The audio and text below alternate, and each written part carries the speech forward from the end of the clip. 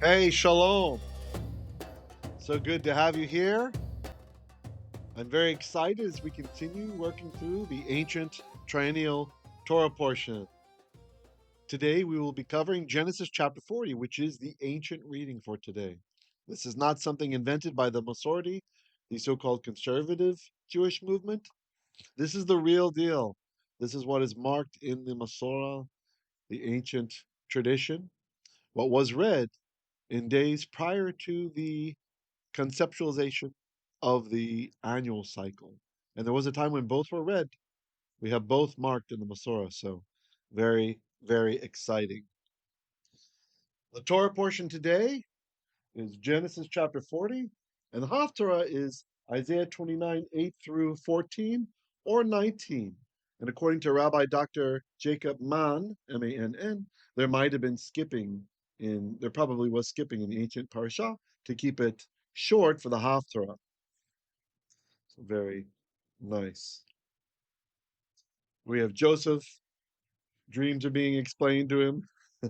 The Torah portion is called Chateu Mashke Melech Mitzrayim. Let's get started. On the right, we have the ancient Leningrad Codex, and behind me we have the BHS, Biblia Hebraica Stuttgartensia. Let's get going. Vayhi Acha Hadevarim Ha'ele Chateu Mashke Melech Mitzrayim V'Ha'ofei Ladonehem Lemelech Mitzrayim. Okay. Vayehi. So it was. Acha. After. Ha-devarim. The things. Ha-ele. The these ones. Chateu. They sinned or they made an error. Chata can't have the less often used nuance of to err. Made an error. Who made an error? Da Mashke. Da Melech Mitzrayim, the cupbearer of the king of Egypt. Long construct chain there. The ha'ofe, and the baker. La'adonehem, against or to the master of them, to their master. Lemelech Mitzrayim, to the Melech Mitzrayim, the king of Egypt.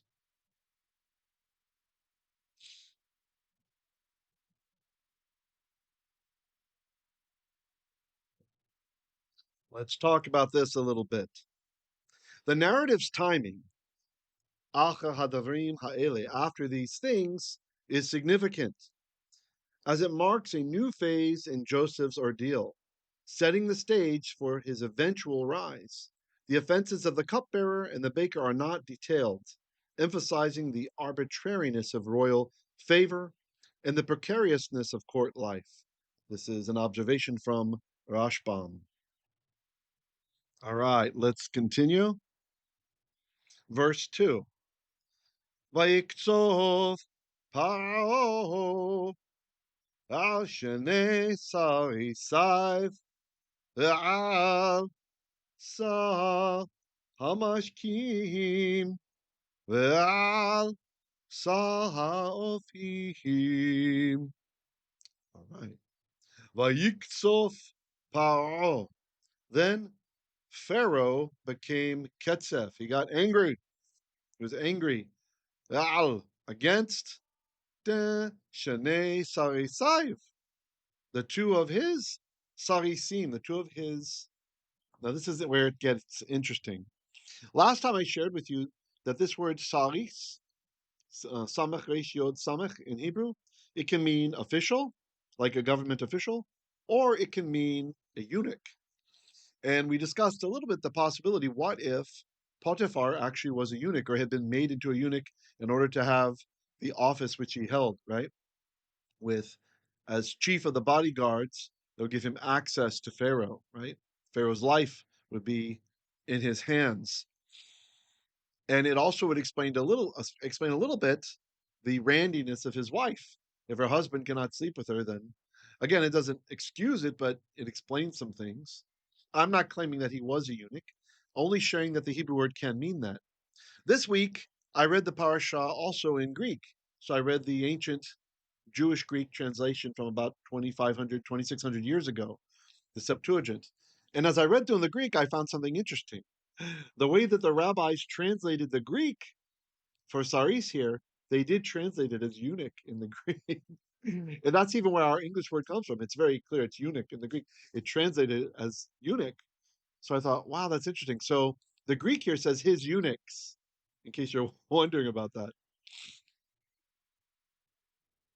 Okay, so here we have a clip from the Septuagint. I decided let's show you. So it's Genesis chapter 40, and here we have verse 2. Kai orgisthe, Pharaoh, and Pharaoh was angry. Epi, al, in Hebrew, concerning or against. Tois, dusin, the two eunuchois. That's from eunuchos in Greek, see? The two eunuchs out two of him. Epi to archeonocho, against the chief wine doer, Kai epi, and against to the archisitopoiu, the chief baker, the chief bread maker. So there we have it. Eunuchoi. So that is how the rabbis 2,600 years ago or so understood to translate in context saris here. So I thought that was kind of interesting.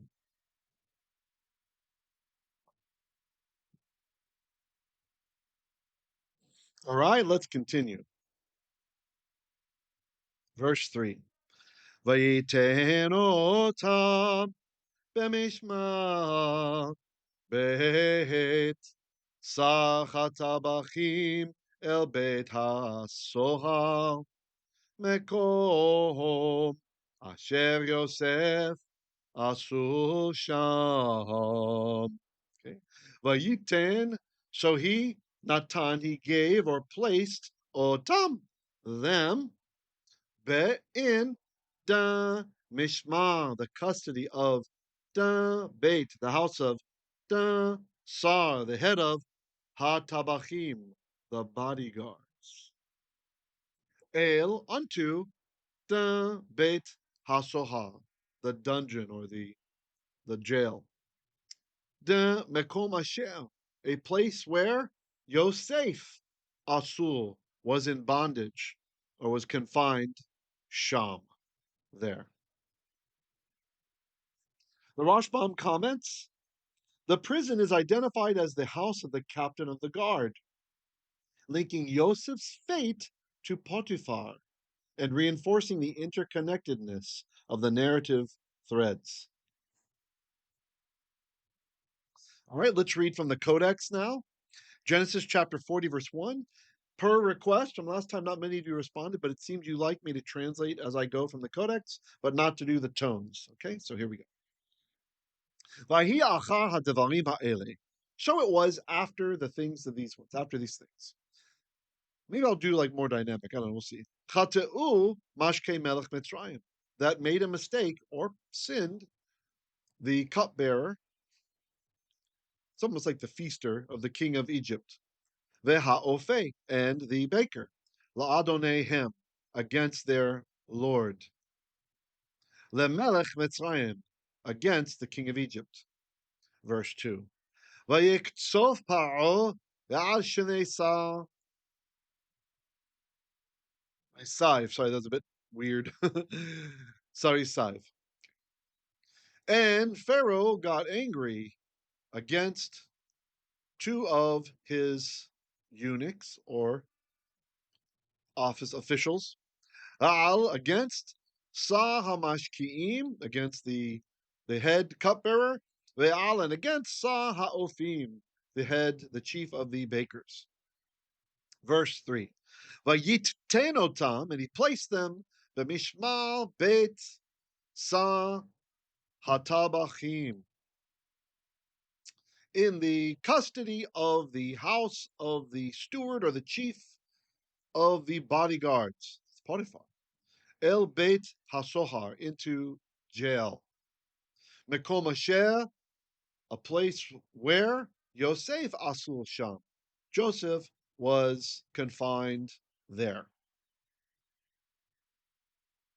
Okay.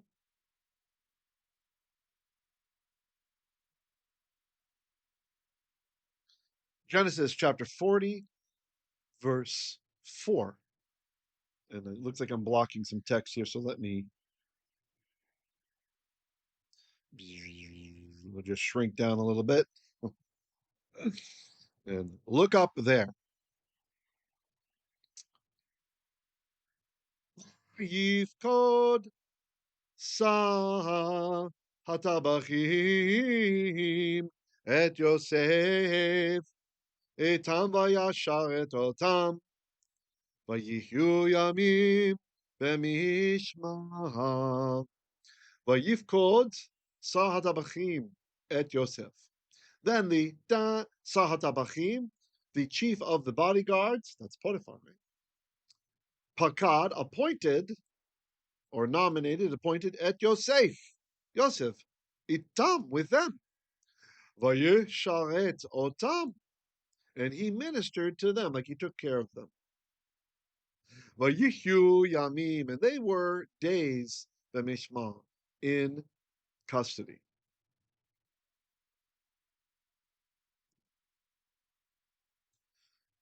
The Mishnah and Talmud often praise those who maintain integrity and serve others faithfully, even in adverse circumstances. Say Mishnah Avot 1, paragraph 12. Verse 5. Vayachalmu chalom shenehem ish chalomo b'layla echad ish kefitron chalomo hamashke v'haofe asher lemelech Mitzrayim asher asurim bebeit hasohar. Okay, it's a long verse. Vayachalemu, then they dreamed chalom, a dream. Shenehem, the two of them. Ish chalomo, each one literally a man. The chalom, the dream of him, his dream. Belaila echad, in one night. Ish kefitron, each one, or a man, each one, ke, as, fitron, interpretation of chalomo, his dream. Hamash ke, actually fitron here feels more like presentation. Even though patar does mean to interpret, just the feeling of the text here feels more like kefitron chalomo, because they're not given the interpretation right away, right? So each one present his dream, a presentation of his dream. Hamashke, the cupbearer, v'ha'ofe, and the baker. Asher, who le, belonged to the Melech Mitzrayim, the king of Egypt. Asher, who Asurim, were in bondage, were in fetters, be'vet hasochar, in the jail. Dreams in the Torah often carry symbolic meaning and require interpretation, but they are not random. Joseph's role as interpreter is not merely psychological, but theological. The meaning comes from God, not Joseph himself. This anticipates Joseph's later statement in verse 8 when he says, interpretations belong to God. This is Rabbi Aryeh Kaplan, the physicist rabbi, in his book, The Living Torah. Verse 6. Vayavo alehem Yosef baboker vaya otam vehinam za'afim So my glasses aren't exactly 2020 today. I started to read that Hinam, which means like without reason, but it's actually Hinam, right? Behold, they Hinam, like Hineni, Hinam. Vayavo, then he came, or when he came, Alehem, El, unto him, unto them, Yosef, when Joseph came to them, or then Joseph came to them, Ba, in the Boker, in the morning. Vaya, and he Ra'ah, that's Resh Aleph Hey. The Hey has gone away. We're just left with the Resh and the Aleph. And he noticed Otam, or when he saw them, Vehinam, and behold, they, Zoafim, they were Zaaf, they were Zaafim, Zoafim. What is this word? Let me move myself out of the way because I'm going to block the definition. Move over here. We'll move over here. So this is Zaaf number two, which can mean like thin or looking poor, like not healthy. They didn't look good. Verse 7. Vayisha etzerisei Pharaoh asher itto v'mishma beit Adonai lemor madua penechem ra'im hayom. Vayishal. Then he asked, he inquired, et of the, sorry, say Pharaoh. So it could mean Pharaoh's eunuchs or Pharaoh's servants, Pharaoh's officials rather. Asher who were, we need to provide in English, it with him. Vebishma Beit Adonai, in the custody of the dungeon. It just says house, but you need to kind of put that properly. Maybe stronghold of Adonai, of his father, of his master. Lemon saying, Madua, why? Penechem are chem, y'all's panim, faces, ra'im, evil, hayom, like bad hayom today. I mean, why do they look bad? The Hebrew is very, very, very simple. All right, and again, I want to show you the Greek is a bit more exact here. Kind of interesting how they understood it, how the ancients understood it. The Septuagint Greek says, oops, I have it on my smaller area, so let me, I did it a bit differently this time. Let me look here. Oh, I know what to do. You just won't see the arrow moving. Verse 7 says, Kai erotatus, then he saw the eunuchus, the eunuchs of Pharaoh, Pharaoh's eunuchs, hoi esan met, who were without to him, and tefulake, in the prison. Para of Tokurio Autu, of his master. Legon, he said, T, why? Hotita prosopo, Humon, why are your faces? And here instead of, the Hebrew just says Ra'im, why are they bad? The Greek says skuthropa, which is like really gloomy, right? Or emotionally concerned. Why is there consternation? Semeron today. So it's interesting. The Septuagint writers had inserted some tradition in there, other than just the Hebrew, which is so simply, why are they bad today? Ra'im Hayom. There we go. Pointer's back. And of course, we have a famous quote from Hillel the Elder. If I'm not for myself, who will be for me? But if I am only for myself, what am I? That's Rabbi Hillel the Elder. And this is from the Mishnah Avot 1, paragraph 14.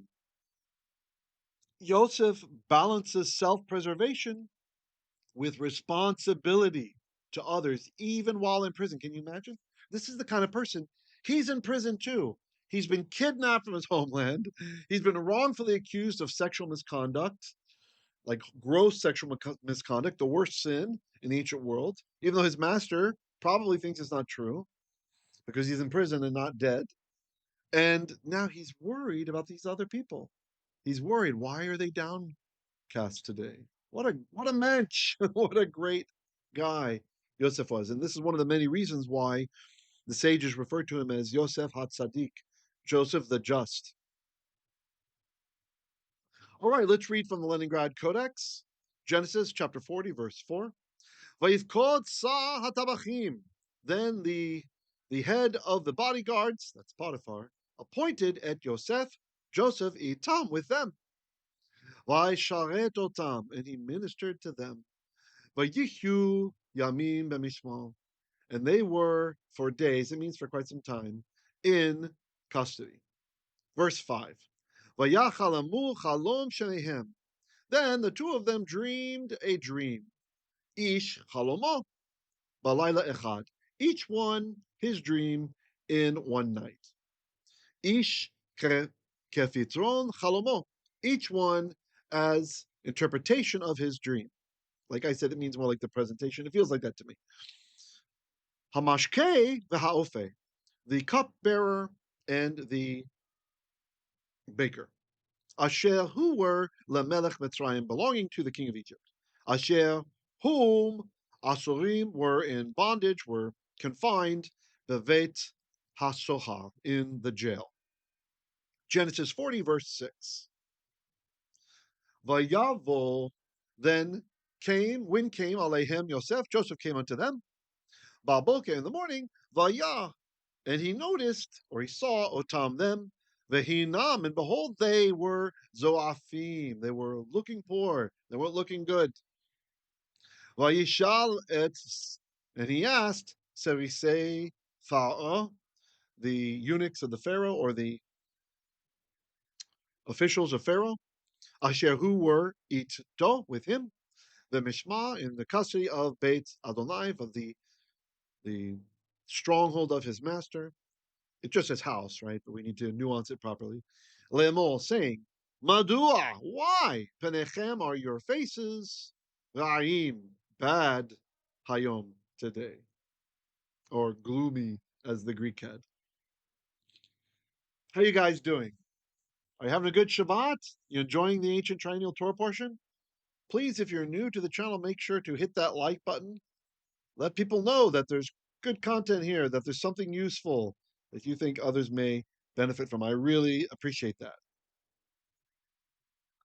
And special thanks to my patrons, all of you guys who are over here from patreon.com.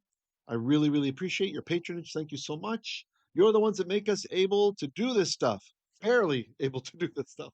I really appreciate it. All right, let's continue. Genesis chapter 40, verse 8.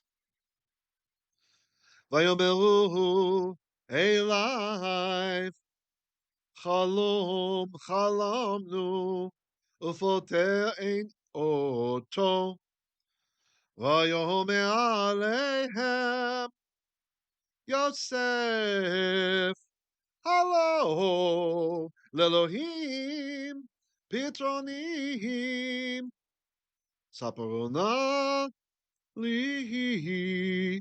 All right. Vayomeru Elai, then they said unto him, Chalom chalamnu, a dream, chalamnu, we have dreamed. Ufoter, but an interpreter or an interpretation, ein oto, is not with it. Now this is interesting to me. This interpretation is not with it. So those of you who read my book, Genesis Look Again, you know this. I present the hieroglyphs and everything to show this, but saying there was no interpreter, none to interpret it, or an interpretation wasn't to it. These guys were pretty high officials, so they might have had access to other high officials. Maybe they had friends who were other officials. And in those days in Egypt, there was an academic set of priests who were called, it was called the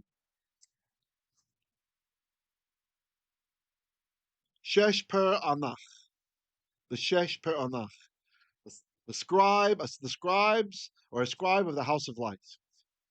And these guys, they had many things, but they're kind of scientific in what they did. And one of the things that they engaged in, and this was for centuries and centuries, was dream interpretation, right? And the way that it worked is they had like a scroll, or maybe a codex, and it would have an image like dwarf, and then it would have simple interpretation, bad, and then long interpretation.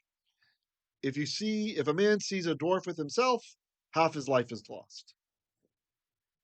No offense to anybody out there who suffers from dwarfism. This is not about that. This is just a fact about how they interpreted dreams in Egypt. And so it was a science to these guys. They weren't freewheeling.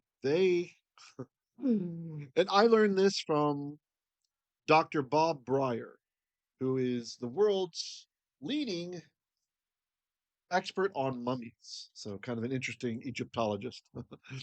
So they really they did it right, or at least they had a scientific way.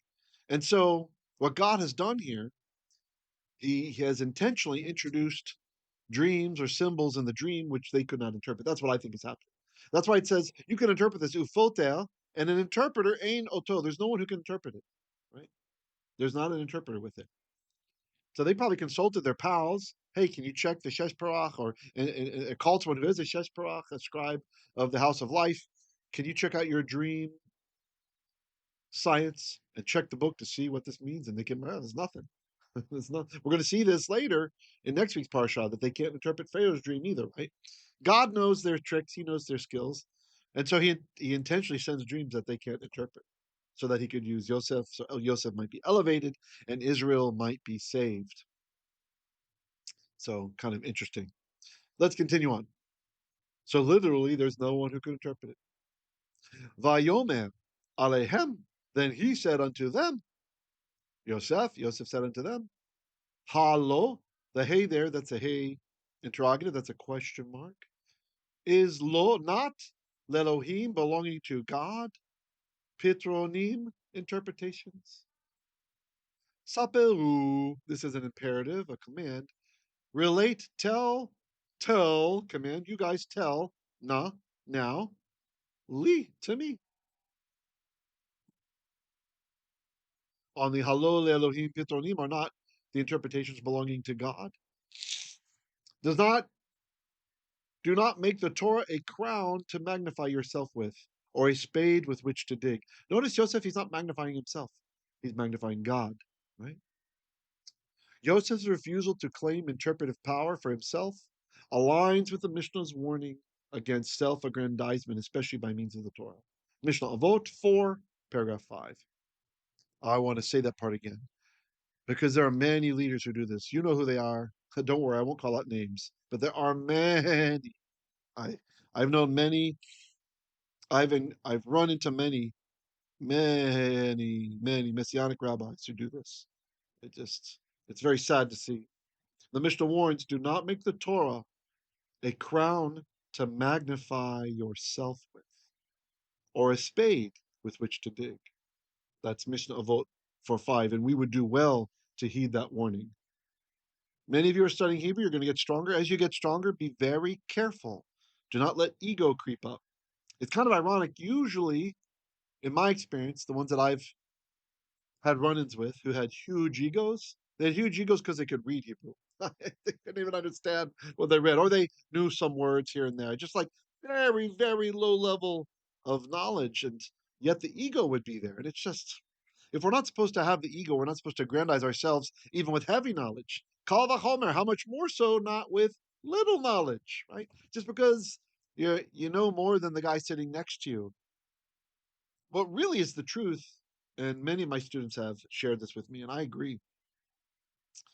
The more we learn, the deeper we get in Torah Hashem, the deeper we understand Lashon HaKodesh, the more we realize, oh my goodness, I know nothing. I know nothing. Our knowledge is so minuscule. There's never an end to the study. You never. This is one reason that I don't study Kabbalah. Right? Some people are like, oh, why are you so against Kabbalah? There's a lot of stuff in there about Mashiach. I'm not saying I'm not interested in it. It's just my bar mitzvah rabbi, Rabbi Jacob, he warned me regarding Kabbalah because when I was studying Aramaic with him, I told him, oh, I'm interested. I want to read Zohar. And he said, wait. He read Zohar. He studied. Really cool. He didn't have a television at home, right? To make sure he's always studying and learning, not distracted. And Rabbi Jacob said, you shouldn't study Kabbalah until you're 40 years old. He said some traditions say 45, and you're married, and you're a master of Torah, a Baal HaTorah, the master of the Torah, or a Baal Torah, a master of Torah. Who can claim to be a master of Torah? Can you ever say I'm ready to study Kabbalah? Who has the chutzpah to say that they're a master of Torah?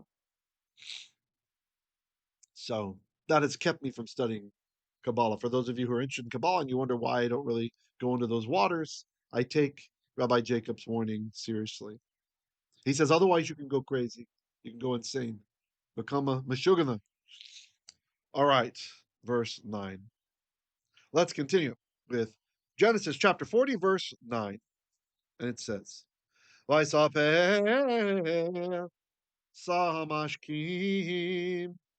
et chalomo leYosef Vayomer lo b'chalomi v'hine gefen lefanai.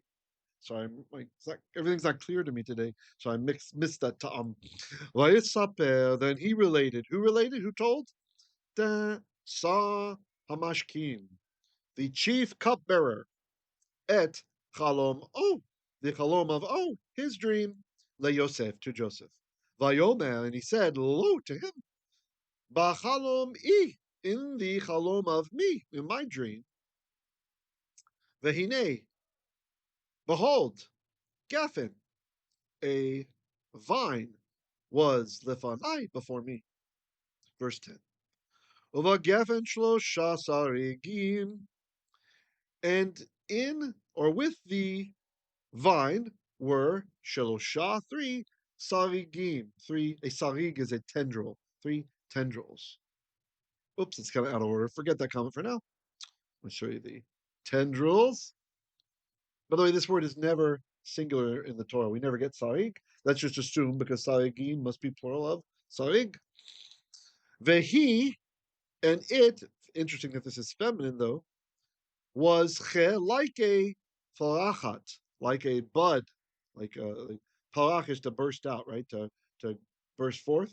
So like a bud or sprouting out. Aleta, it went up, going up. Nitza was its flower, its nates, its blossom. This is a dyslegomemnon, only occurs twice in the Bible. Hivshilu, they were ripening, which is interesting because bashal is to boil. In the call and peel means to boil, but the hefil signifies to ripen.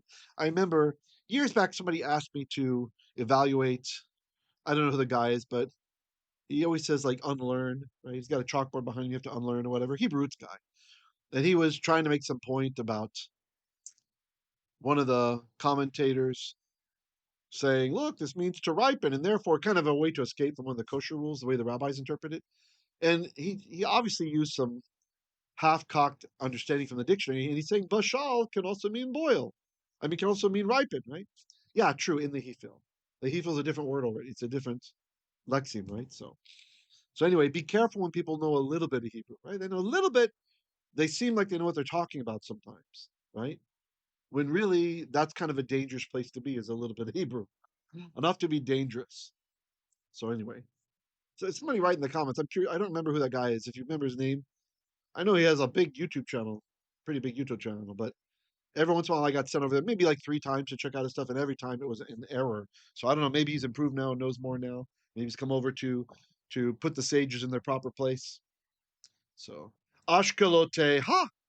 So this is from the word eshkol, which is a cluster. So it's cluster of anavim, of grapes. Rabbi Steinsaltz comments, the progression from bud to blossom to grape mirrors the process of restoration and the return to favor. Not only here in this example, but also in our lives, being restored to Hashem. If anybody has fallen off the derech, if anybody has not been keeping Torah properly, is that anybody's turned their back on Hashem or forgotten Him, there's a process we go through to come back to Him, to become Ba'alei Teshuvah, masters of repentance. Masters of the Universe. He-Man. When I was a kid, my brother loved He-Man. My younger brother Joshua used to watch that with him just because he loved it so much. I was 7 years older. It wasn't that impressive to me, but still, it was fun watching with him. He'd get so excited. All right, let's continue. Genesis chapter 40, verse 11. Actually, let me do a quick time check. Okay, actually, this is the perfect time to take a break. I want you to relax your minds for a few minutes. Have perhaps Oneg Shabbat, if it's Shabbat by you. Have something yummy, have a drink, maybe use the CR, the bathroom if you need to. Sorry, CR is Filipino English, Taglish. And then we will continue. I will play here a Hebrew literacy original piece of music, one of my compositions, and see if you enjoy it. If you stick around, enjoy it. When the music stops, we're about to start again. Okay. I will see you guys in a bit. Shalom, shalom, just for now.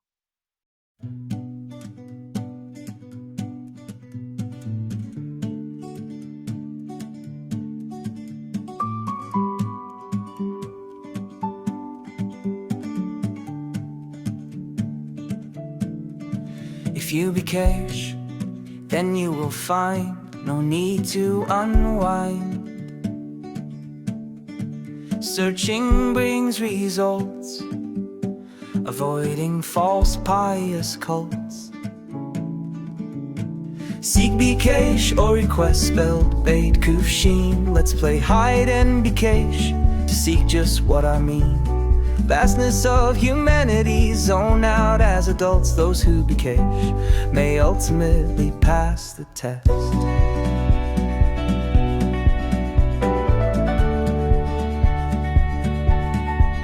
Refuse to search for Easter eggs. That devil bunny ain't touching my kids. I do Bikash for my Lord and King, bringing us joy in a Shira, let us sing. Seek Bikash, spelled Beikufshin. Let's play hide and Bikash, seek just what I mean. Vastness of humanity, zone out as adults. Those who Bikash may ultimately pass the test.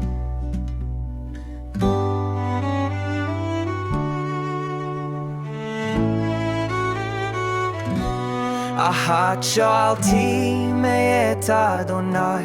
There is one thing I asked from Adonai. Ota avakesh, it is what I request. Avakesh, I am requesting. Seek Bikash, spell request, spell Beikufshin. Let's play hide and Bikash, seek just what I mean. Vastness of humanity, zone out as adults. Those who Bikash may ultimately pass the test. Oh, I'll sit in Adonai's house, Shikti B'vet Adonai, all the days of my life. Kol Yimei Chai, I'll dwell in the Lord's temple, Shikti B'vet Adonai, all the days of my life. Kol Yimei Chai.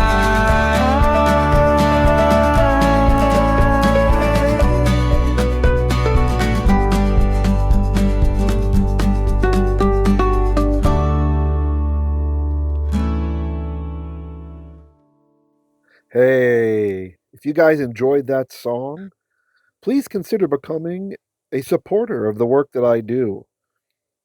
I'm always trying to think of new ways to help everyone to remember and learn Lashon HaKodesh, and also we have some tools for the Jewish Greek as well. If if you liked that song and you want me to continue making songs like that, then I really need your support. Please consider coming over to patreon.com/Hebrew Literacy and signing up for a monthly membership. Every bit counts. Whatever you can do, it really helps. We are scraping by, and I really do want to keep doing this, so we need your support. I hate asking, but there, I've asked. Ball's in your court. Thank you so much. Hey, shalom. Hope you had a good break. Hope you enjoyed the music. If you like the music we have here, a lot of it is available over at patreon.com/Hebrew Literacy. You can get the lyrics and everything over there. And often I put the inspiration, what kind of was in my mind when I was writing it, what came to mind. So Right.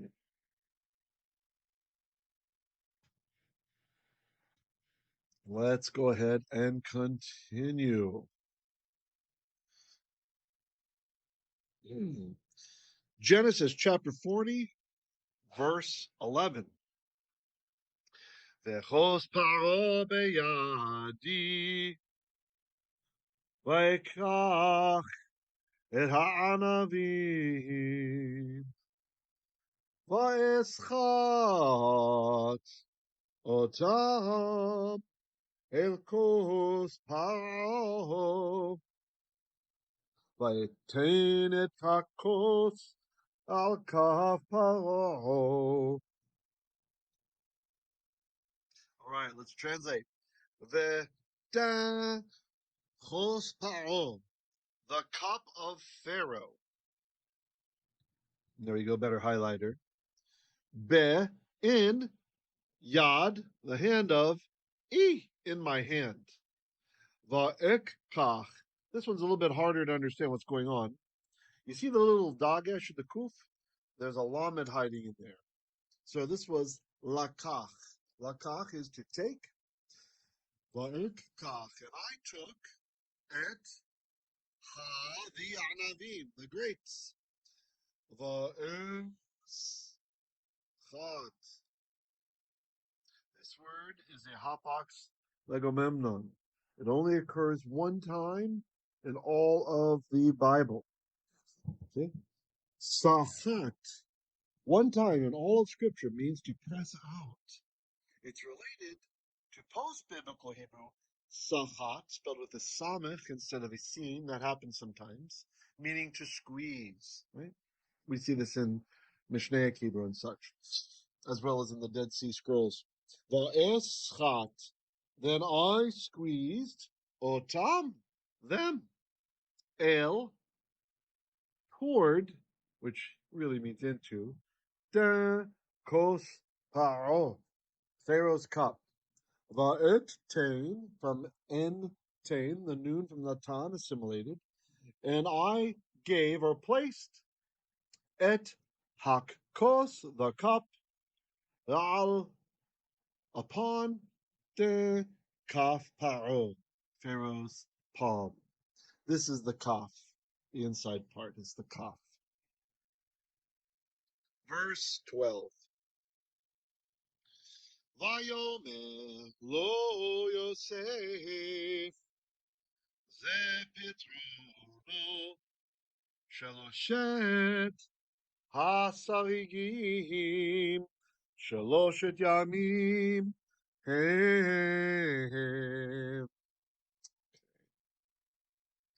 Vayomer lo Yosef.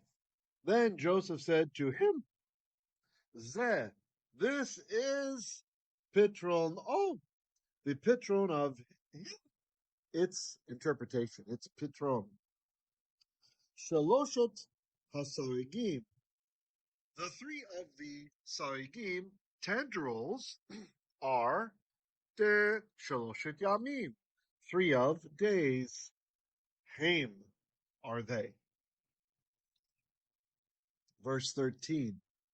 Be'ahod Shaloshet Yamim Yisa Pharaoh et Roshecha V'hashivecha al kanecha V'natata chos Pharaoh Be'ado Kamishpat harishon Asher Haita Mashkehu. Right? Be'od Shaloshet, in still or in another, Shaloshet Yamim, 3 days. Yisa. So you see the dagesh in the scene there? In ancient Hebrew, it was yin sa. So the verb is nun, sin, aleph, nasa. And if you've watched my little short 1 minute to 3 minute videos on vocabulary, you'll know that nasa carries things into space, right? So nasa is to carry or to lift up, lift stuff into space. Yisa Pharaoh. Pharaoh will lift up, he will yimsa, et roshecha, the rosh of you. He'll lift up your head. This implies finding you innocent. V'hashivecha, and he will return you. Al, upon, kanecha, your post.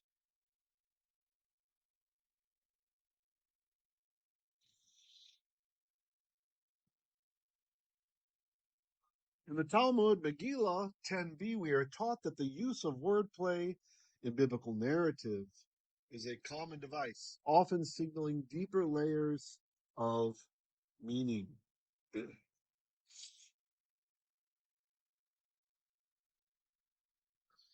The phrase, Pharaoh will lift up your head, is a play on words, meaning both to count and to restore favor. This is from the Rashba. The idiom to lift up one's head, nasa rosh, is used deliberately, as it will later be applied to the baker in a different sense, highlighting the dual possibilities of restoration and judgment from Rabbi Aden Steinsaltz. He will restore you upon your post. V'natato, and he will natanta, he will place you, or pardon me, you will give, the chos pa'o, Pharaoh's cup, beyad O, in the hand of O, in his hand. Kamishpat harishon, like the first judgment. Asher hayita, according to how you were, mashkehu, his cupbearer. Now I translated mishpat as hyper literally there. Mishpat can mean other things. It can mean tradition. It can mean custom, right? So kamishpat harishon, like the first custom or the earlier custom, meaning the way things were, right? It's important to know that the words can be very flexible like this and be nuanced a lot. So also, it's interesting that the Septuagint actually translates this word mishpat here as actually cupbearer, as the cupbearer which you were before, right? So even before we get to the other part, hayita mishkehu, and you will be his as you when you were his cupbearer. Kamishpat, mishpat is actually translated as cupbearer. Pardon me, kata archensu, as your position, as your leadership role. All right, let's continue. Verse 14. Ki im zechatani itecha kasher itaf lach ve'asitana imadi chased ve'hizkartani el paro ve'hotzetani מהבית הזה, כי אם זכרתני, if only you will remember me, Itecha, with you, Asher, according to how, or according to when, Yitav, it will go well, Lach, for you, Ve'asita, that you will do, nah, please, Imad, with me, Chased, which is really just Chesed, kindly, you'll deal with me kindly, Ve'hizkartani, that you may cause to remember me, like bring to mind about me, El Paro, unto the Pharaoh. V'hotzetani, so that you may bring out me, Min, from Habayat Hazeh, from this stronghold, from this house, literally. All right, let's read from the Leningrad Codex. Sorry, there's one word on one column, and I accidentally put a little bit over this word here, but I think we can see what it is. So this is Genesis chapter 40, verse 11. V'chos pa'o bi'adi, and the cup of Pharaoh was in my hand. V'ekach et, and I took ha'anavim, the grapes. V'eschat, and I squeezed otam them el unto, or kos pa'o, Pharaoh's cup.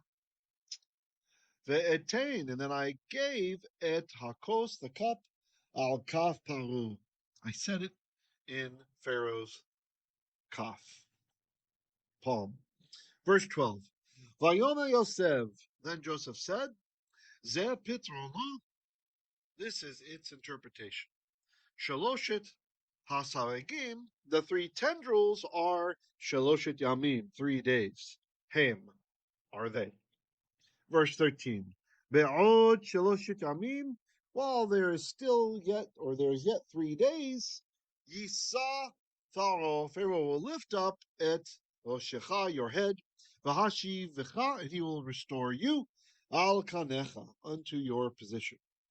Vanatata, then you will place Kos Paro, the Pharaoh's cup, Beyado, in his hand, Kamesh pot, as was the way, let's just say, as was the tradition, Harishon, the first one.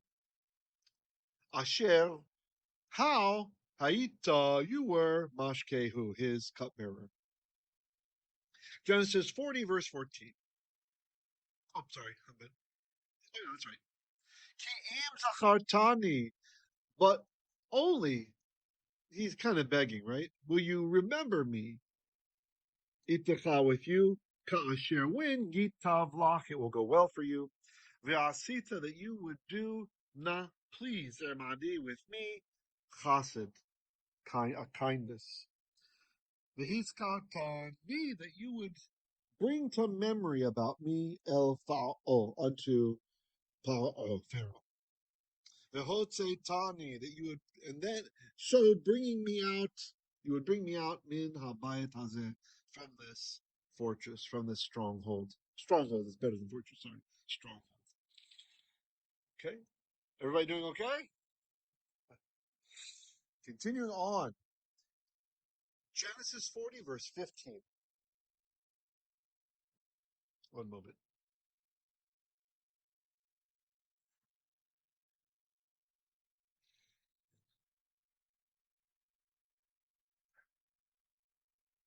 Igunov, gunavti, me'eretz ha'ivrim, וגם פה לא עשיתי מאומה, כי שמו אותי בבאו. כי gulnavti. So this first gulnav, this is an infinitive absolute. It just intensifies what's being said.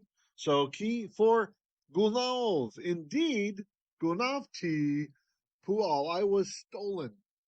Me'eretz ha'ivrim, from the land of the Hebrews. V'gam po, and also here, lo asiti, I didn't do me'uma, anything.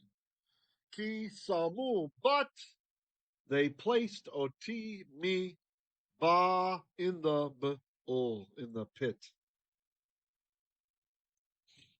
Do not judge your friend until you have stood in his place. That's from Rabbi Hillel the Elder, Mishnah Avot 2:4. Yosef's refusal to blame others reflects this ethic of humility and empathy. He's saying what's happening, but he's not naming names. You see? Not naming names. Verse 16. ki ki tov pata vayomer el Yosef af ani b'chalomi והנה שלושה שרי חורי ועל ראשי. Vayal, then he Reish Aleph Hey, the Hey went away. Then noticed or saw the Ha'ofim, the head baker, the chief of the bakers. Ki Tov, that well, Patal, interpreted, he had interpreted.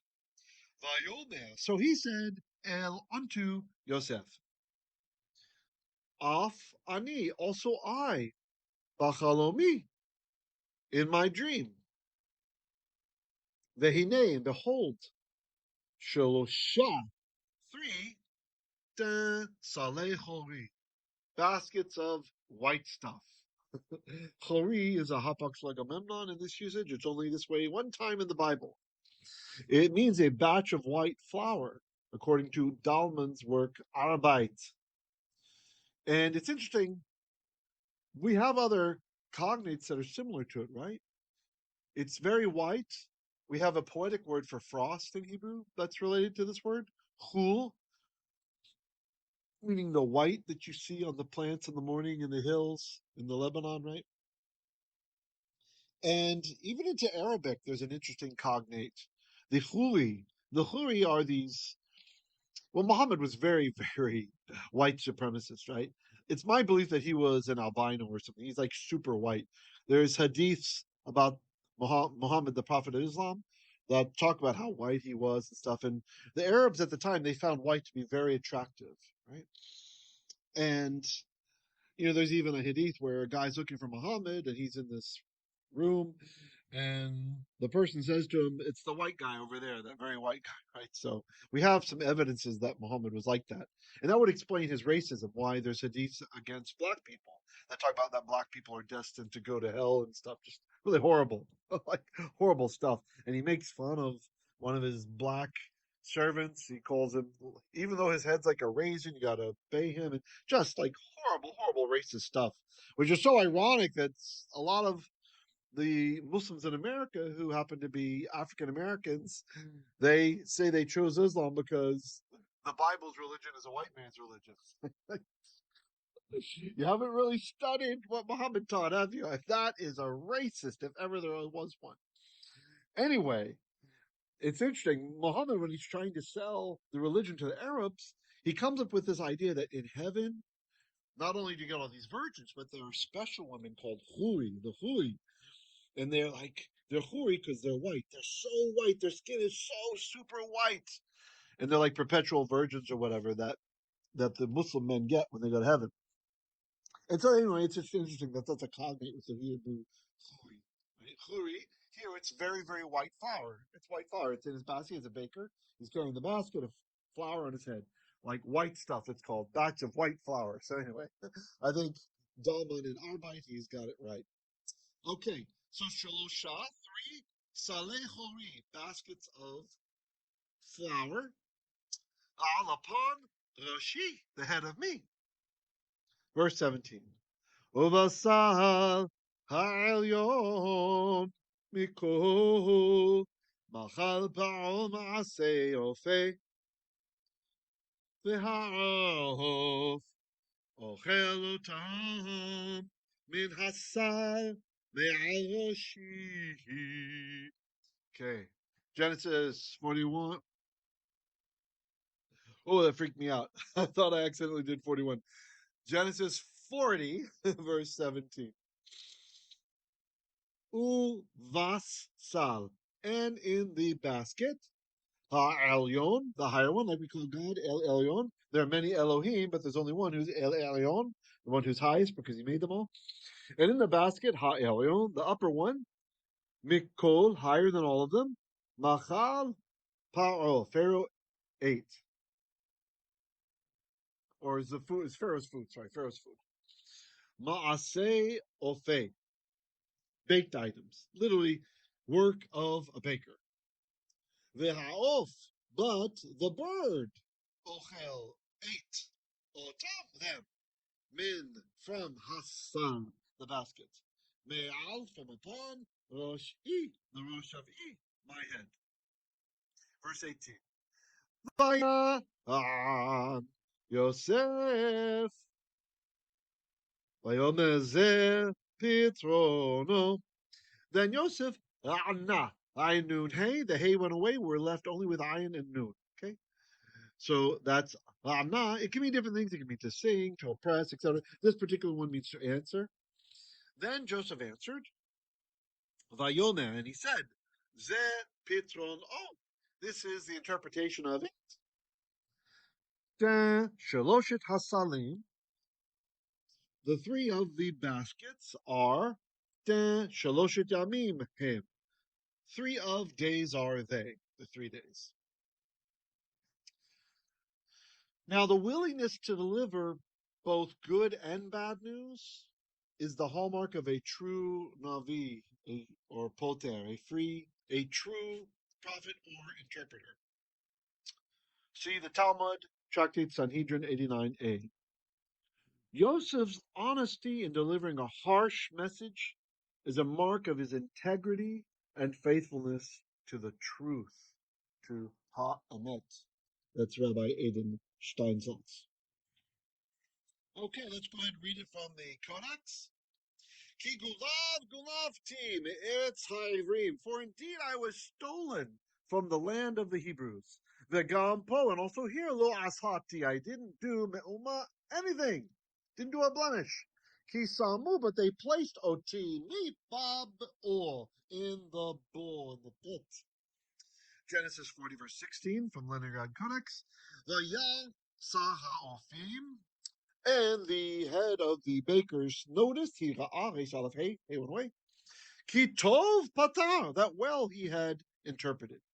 Vayomer el Yosef. So he said unto Joseph, Af ani, also I, v'chalomi, in my dream, was in my dream, v'hine, behold, shelosha saleh chori. There were 3 baskets of flour, the white stuff, right? Al roshi, upon my head. Verse 17. Uvasal ha'elyon, and in the upper basket, mekol, from all of them, so the higher, the one that's above all of them, machal paro, was Pharaoh's food. Ma'aseh ofe, pastries. Literally the work of a baker, so we could just say pastries, perhaps. Ve'ha'of, but the bird, ochel otam, had eaten them, or was eating them. We don't have the time here, so we don't really know. Participles don't have times in Tanachit, biblical Hebrew. Min hasal, from the basket. The words kind of ran together. Like what I'm like, from the ladder, Misal Sulam. Mesal me'al, from upon Roshi, my Rosh. Verse 18. Vaya an Yosef. Then Joseph answered. Vayomer, and he said, Ze pitrono. Here is its interpretation. Shaloshet hasarim, the 3 baskets, Shaloshet yamim hem. Him is like are, you don't have to retranslate they, are 3 days. 3 days are they. Remember, you think like Yoda. Talk like Yoda. 3 days are they? Yes. So, so 3 days are they. That's just how Hebrew orients things. For you German learners, kind of like German, when there's more than one verb in the word in the sentence, it likes to throw the last one at the end. Right? So Hebrew likes to throw that is at the end. 3 days are they. Just, they are 3 days, or it is 3 days.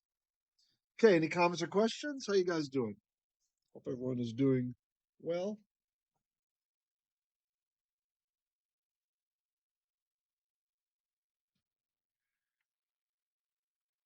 Let us continue. And this is the end of the Torah portion. Genesis chapter 40, verse 19. Ve'ahod sheloshet yamim yisah fa'aho et oshecha me'alecha v'talaltecha al k'etz v'achal ha'of et besarecha me'alecha. All right, let's translate. Be'od, with still, shaloshet yamim, 3 days. So in still 3 days, in yet 3 days, however you want to translate that. I think the Greek does edi, does yet. It's in yet 3 days. Yin sa became yissa. Pharaoh. Pharaoh will, nasa, he will lift up et roshecha, your head. You see the play on words that the Talmud was talking about?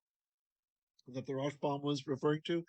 The previous one was lifting up the head as an idiom to mean you're innocent, but this one's saying you'll lift up Roshecha me'alecha, from upon you. It's going to remove your head. Oops.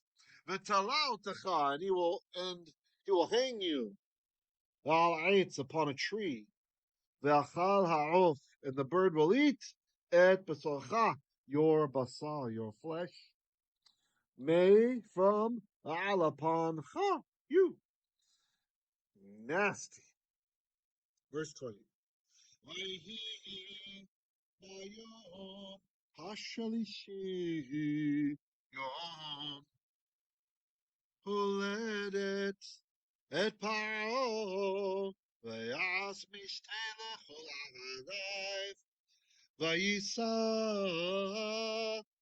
את ראש שר המשקים את ראש שר האופים בתוך עבדיו.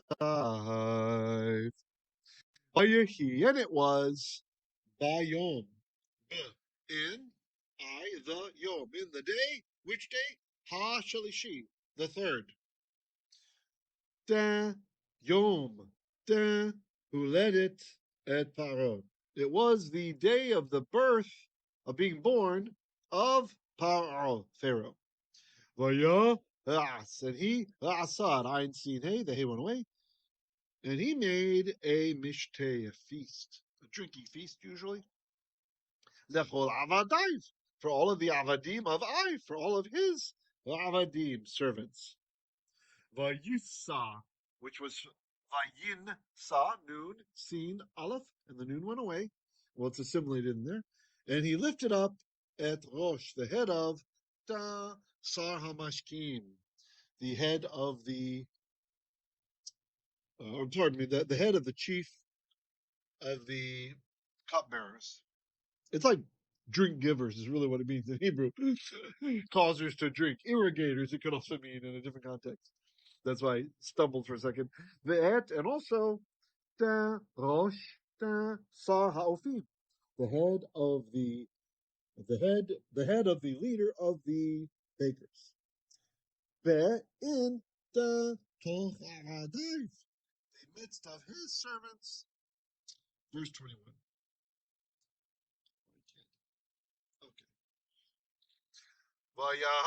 Vayashav et Samashkim al Mashkehu Vayiten Hakkos al Kapao Vayashav. This is the verb shuv, sheen, vav, bait, and the vav has gone away because it's a hollow verb. Verbs where that middle root letter is a vav or a yod, because it wasn't really v, it was a w. In ancient times, they disappear. And you're left just with the first letter and the third letter. By the way, you'd be amazed at how many people staunchly argue with me about this in the channel. There's no scholars today who believe that the ancient vav in consonantal form was a v sound. Okay, that's just not a thing. Not in any Semitic language, let alone in Hebrew. There's just one guy out there, and I won't dignify his name, who is quite a charlatan, and he pushes this view that it was a V. And my theory, kind of checking on him from time to time, was that when he first learned to read, he was like everybody who first learns to read. They thought that it's always a Vav, and they read God's name, and they thought it was a V in the name sound because they weren't familiar with our traditions and how we preserve the text, right? How God gave the Jews charge to keep the text. And so then later, he's already stuck because he went right away into teacher mode, right? Some people, they just jump right into teaching even when they don't know anything yet. And then he's stuck. He's stuck because he's been pushing this false name of God, using a V in God's name for all this time. He's just stuck. And so he's the only one out there who's claiming it's a V sound. So, but it's funny that people that argue with me, they're so angry and charge me of hiding stuff and blah, blah, blah. It's like, why don't you go learn to read first? At least learn to read, and then we can talk, you know? It's just so frustrating. Anyway, Vayashav, it's from Shuv, so it's a he fell from Shuv. Shuv is return. That's where we get Teshuvah, returning to God, repentance. Vayashav, he caused to return. So he restored at Da Sahamashkim, the head water giver, drink giver. Al upon Mashkehu, his, we would translate post, but it's really his being a cupbearer, right? Being someone who gives drink. It's kind of weird how it's phrased. Vayitain, and he natad, then he placed hakos, the cup, al, upon, da, kaf paro, Pharaoh's palm, right? So the dream came true. Verse 22. ואת שר האופים תלה, כאשר פתח להם יוסף. By the way, shout out to Gilgamesh. Hope we get to become friends, buddy. I like the work you're doing. Ve'et Sahaofim. And the head of the bakers, Talah, he hung. Ka'asher, according to how Patah interpreted Lahem to them, Yosef, Joseph. And the last verse in the Torah portion is verse 23. V'lo zacha sahamashkim et Yosef vayishkachehu. Velo, and not Zachar remembered, but not remembered the Sahamashkim, the head of the drink givers, et Yosef. Vayishkachehu. In fact, or indeed, he forgot who? Him. So I'm reminded of a verse from Mishlei, that's Proverbs chapter 3, verse 28. Al Tomar, do not say the to your fellow. Some say your neighbor. Lech, go. That's from Halach. Vashuv, then return. Umacha, and tomorrow, etten. That's enten became etten. I will give the yesh while exists itach with you, while you have it already. Right? You got something that your fellow needs. Don't tell him go, come back tomorrow, then I'll give it to you. Right? That's kind of like what's happening here. The cupbearer's failure to remember Yosef illustrates the ethical warning of this verse. Delaying assistance when one has the means is a moral lapse. His forgetfulness is not just negligence, but a violation of the biblical imperative to act immediately when help is possible. All right, let's go ahead and read from the Codex. Ve'od sheloshet yamim. In yet 3 days, Yisafa'o et roshecha. Pharaoh will lift up your head, me'aleha, me'alecha, from upon you. Ve'tala utecha, and he will hang you. Ve'al'etz, upon a tree. Ve'achal ha'of, and the bird will eat at v'sarcha, your flesh. Me'alecha, from upon you. Genesis 40, verse 20. Vayhi bayom hashalishi, and it will be on the third day, and it was on the third day. Yom huledet et paro, the day of Pharaoh's birth, the day which he was born. Really, it says vayas mishteh, and he made a feast lechol avadai for all of his servants. Vayisa et rosh, and he lifted up the head of Sah Hamashkim, the head of the drink givers. The et rosh, and also the head of Sah Ha'ofim, the chief baker. Betoch avadai, in the midst of his servants. Genesis 40, verse 21. Vayashiv et Sar Hamashkim, and he returned and restored the chief drink giver upon Mashkehu, his drink giving, meaning his post. I think the Greek actually even says post there. Vayitain hakos, and he gave the cup al-kaf unto the palm of Paro, of Pharaoh. Genesis 40, verse 22. Vetzah ha'ofim, but the chief baker, Talah, he hung. Ka'asher fatah lahem Yosef, according to how Yosef interpreted for them. Genesis 40, verse 23. Ve'lo zacha sahamashkim, but the chief cupbearer or chief drink giver did not remember at Yosef vayish kachehu. In fact, he forgot him. And that's the end of the Torah portion. Hope you guys enjoyed it. We're doing lots of growth here. Yay!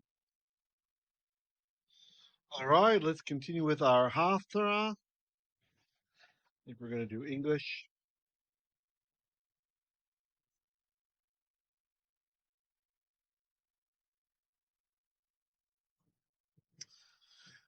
Isaiah 29, verse 8. This is the ancient triennial Haftarah. As when a hungry man dreams, and behold, he is eating, and awakes with his hunger not satisfied. Or as when a thirsty man dreams, and behold, he is drinking, and awakes faint with his thirst not quenched.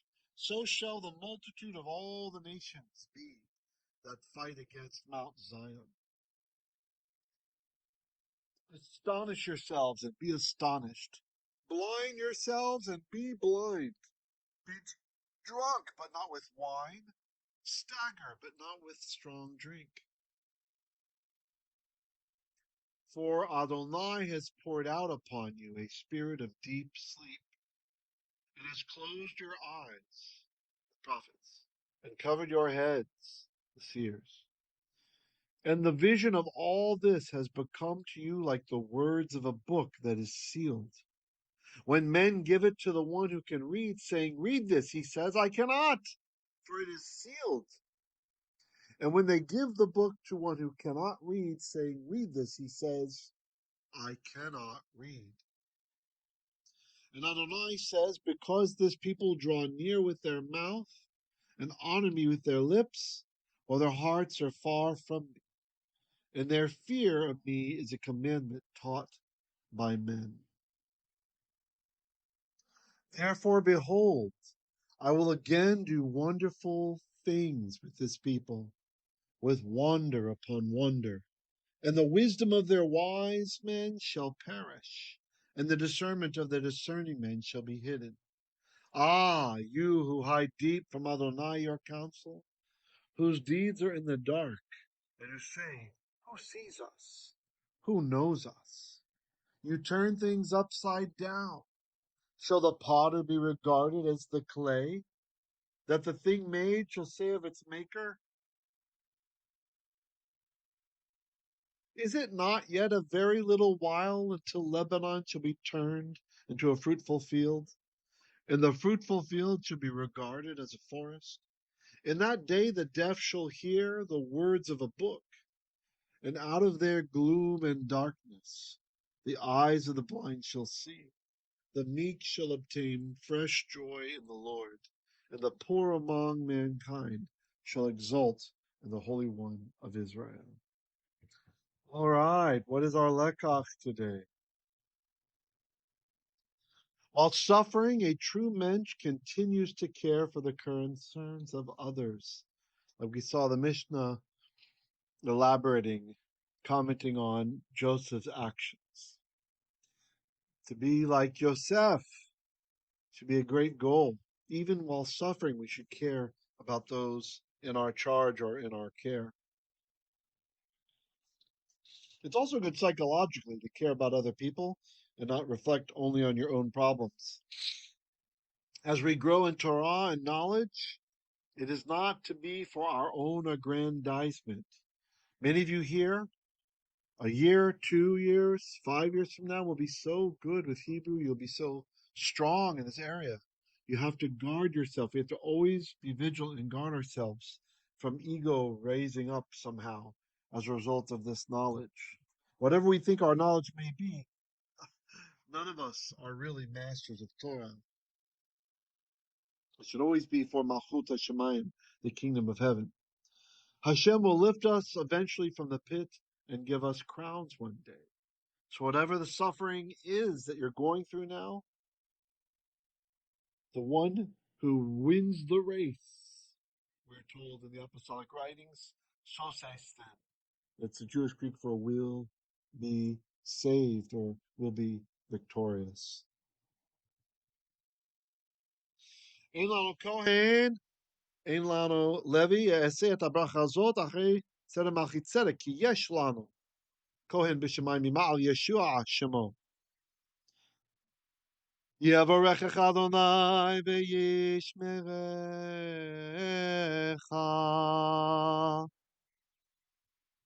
יאר אדוני פני אליך ויחונקה. יישא אדוני פני אליך V'yasem lecha shalom. Shavua Tov. Have a wonderful rest of your week. I will catch you all on Monday as we continue with our auditory learning in the book of Judges. On Tuesday, as we continue with our extreme visual learning in VR for the book of Exodus. And I'm trying to find a way to cast it out so those of you who can't make VR, you'll also be able to see it live in a 2D format as well. Bezrat Hashem, we'll see, no promises. Bli neder. On Wednesday, we will continue with our Hebrew Literacy Original, Hebrew graphic novel of the book of First Kings, continuing through the work of the prophets. And on Thursdays, we have Koheleth, a deep study in the book of Ecclesiastes. We're in the last third of the book now in Koheleth chapter 9. And on Fridays, we continue, as always, our Isaiah dominance. Isaiah dominance, dominating the vocabulary and wrestling with the text of the book of Isaiah. And that brings us to Shabbat, which is today, when we do the ancient triennial Torah portion currently in the book of Genesis. Next week, we will be moving into Genesis 41. So get a head start with that. Till then, I wish you all blessings. Have a wonderful rest of your day. And I will see you all on Monday. Shavua Tov.